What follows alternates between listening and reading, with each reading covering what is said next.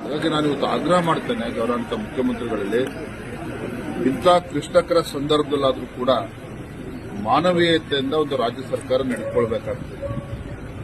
ಹಿಂದೆ ಬಿಜೆಪಿ ಸರ್ಕಾರ ಇದ್ದಾಗ ಯಡಿಯೂರಪ್ಪ ಮುಖ್ಯಮಂತ್ರಿಗಳಿದ್ದಾಗ ಎನ್ಡಿಆರ್ಎಫ್ ನಾರ್ಮ್ಸ್ಗೆ ಕಾಯ್ದೇನೆ ರಾಜ್ಯ ಸರ್ಕಾರ ಅಂದರೆ ಮುಖ್ಯಮಂತ್ರಿಗಳು ಯಡಿಯೂರಪ್ಪನವರೇ ಪರಿಹಾರವನ್ನು ಕೂಡ ಕೊಟ್ಟಿರ್ತಕ್ಕಂಥ ಉದಾಹರಣೆಗಳು ಕೂಡ ಕಂಡುಬಂದಿದೆ. ಹಾಗಾಗಿ ಕೇಂದ್ರ ಸರ್ಕಾರವನ್ನ ದೂರದೇನೆ ಕಾಯ್ದೇನೆ ತಕ್ಷಣ ರೈತರ ಸಮಸ್ಯೆಗೆ ಸ್ಪಂದನೆ ಮಾಡಬೇಕು, ಪರಿಹಾರ ನೀಡಬೇಕು ಅಂತ ಹೇಳಿ ಆಗ್ರಹ. ಸರ್, ಇಂಥ ಪರಿಸ್ಥಿತಿಯಲ್ಲಿ ಸಿದ್ದರಾಮಯ್ಯ ಸರ್ಕಾರ ಜಾತಿ ಗ್ಯಾರಂಟಿ ಮಾಡ್ತಾ ಇದೆ, ಡಿಜೆ ಆಗಿದೆಯಾ ಸರ್? ಸಿದ್ದರಾಮಯ್ಯನವರು ಊರು ಬಿಟ್ಟವರು ಊರಿಗೆ ದೊಡ್ಡವರು ಅಂತ ಅನ್ಕೊಂಡಿದ್ದಾರೆ ಕೆಲವರು.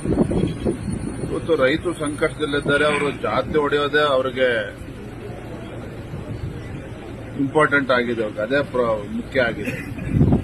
ಗಡಿಬಿಡಿಯಲ್ಲಿ ಜಾತಿ ಜನಗಣತಿ ರಾಜ್ಯ ಸರ್ಕಾರಕ್ಕೆ ಅದಕ್ಕೆ ಅಧಿಕಾರ ಇದೆಯೋ ಇಲ್ವೋ ಇದು ಯಾವುದು ಕೂಡ ವಿವೇಚನೆನ ಬೆಳೆಸದೇನೆ ಸಮಾಜನ ಹೊಡೆಯುವಂತ ಕೆಲಸ ನೋಡಿ. ಇವತ್ತು ಜಾತಿ ಜನಗಣತಿ ಈ ರಾಜ್ಯದ ಈ ದೇಶದ ಪ್ರತಿಯೊಂದು ಹಿಂದುಳಿದ ಶೋಷಿತ ಸಮುದಾಯಗಳಿಗೆ ನ್ಯಾಯ ಸಿಗಬೇಕು ಅನ್ನೋದ್ರ ಬಗ್ಗೆ ನಮ್ದು ಏನೂ ಭಿನ್ನಾಭಿಪ್ರಾಯ ಇಲ್ಲ. ಭಾರತೀಯ ಜನತಾ ಪಾರ್ಟಿ ಇನ್ಫ್ಯಾಕ್ಟ್ ನರೇಂದ್ರ ಮೋದಿಜಿಯವರೇ ಸ್ವಾತಂತ್ರ್ಯ ಬಂದ ನಂತರದಲ್ಲಿ ಮೊಟ್ಟ ಮೊದಲ ಬಾರಿಗೆ ಕೇಂದ್ರ ಸರ್ಕಾರ ನರೇಂದ್ರ ಮೋದಿಜಿ ಪ್ರಧಾನಮಂತ್ರಿ ತೀರ್ಮಾನ ಈಗಾಗಲೇ ಮಾಡಾಗಿದೆ.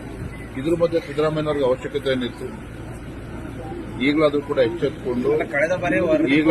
ಎಚ್ಚೆತ್ತುಕೊಂಡು ರೈತರ ಸಂಕಷ್ಟಕ್ಕೆ ಸ್ಪಂದನೆ ಮಾಡಿ.